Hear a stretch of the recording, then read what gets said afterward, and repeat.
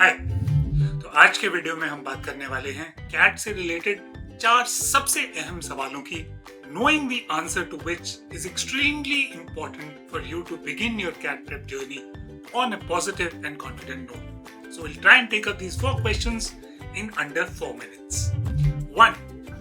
What do exams such as the CAT consist of? इनमें होता क्या है? तो CAT में, which is the mother of all MBA entrance examinations in India, there are typically 3 sections, almost of identical weightage, a little variation, from year to year, but लगभग बराबर weightage के 3 section. One is VARC, the second is DILR, and the third is QA. Now, when you look at VARC, it is nothing but English that we've done in the past. QA is very similar to maths as we know it, and DILR is data interpretation and logical reasoning, which is a test of your ability कि आप graphs में, tables में, charts में से information infer करके उसके basis पे question कैसे answer करते हैं, और दूसरा आपकी logical या puzzle solving skills कितनी अच्छी है. Let's move on to the second question. At what level are we tested in exams such as the CAT? Exams such as the CAT are a test for a post-graduation program in management, but surprisingly, they test you at the 10th standard level. अमूमन होता क्या है, जब भी हम कोई इम्तिहान देते हैं 10वीं के बाद, तो 10th तक का सिलेबस आता है. If we try and write an exam after 12th, normally whatever we've done till 12th is asked in the exam, and similarly. But here we have an exam which is testing us for a post-graduation level program, but is testing us on something that we did so many years ago in our 10th. Right? So, the interesting question then, let's move on to the third question. Why does it test us on 10th standard level? तो ये सवाल सुनते ही 2 चीजें अक्सर लोगों के जहन में आती हैं. एक, 10th तक हम सबने बेसिक नॉलेज हासिल की होती है. That is where the fundamentals have been covered.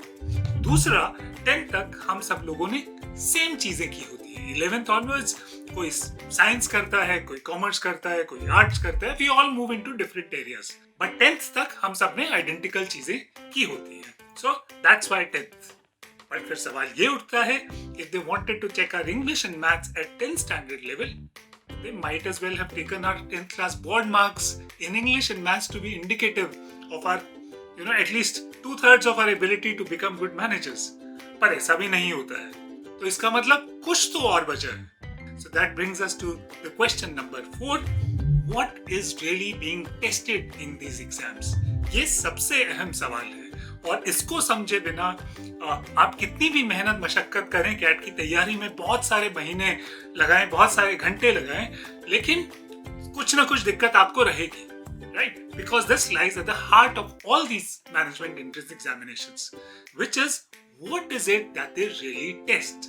Now to understand that कि 10th के मार्क्स क्यों नहीं लेते हैं, 10th तक क्या चेक होता है, हमारी नॉलेज कि हमें कितना आता है. अगर एग्जाम में 10 क्वेश्चंस होते हैं और हमें 8 के आंसर्स पता है, तो लगभग हम 80% मार्क्स ले आएंगे. अगर हमें 6 क्वेश्चंस आते हैं तो शायद हम 60% मार्क्स ले आएंगे. But CAT is an exam जिसमें हमें आता लगभग सब कुछ है, लेकिन एग्जाम के बाद जब आप निकलेंगे तो आपको लगेगा यार आता तो था, लेकिन ये हो नहीं पाया. It is not because you lack in knowledge, but what you lack in is how to apply that knowledge.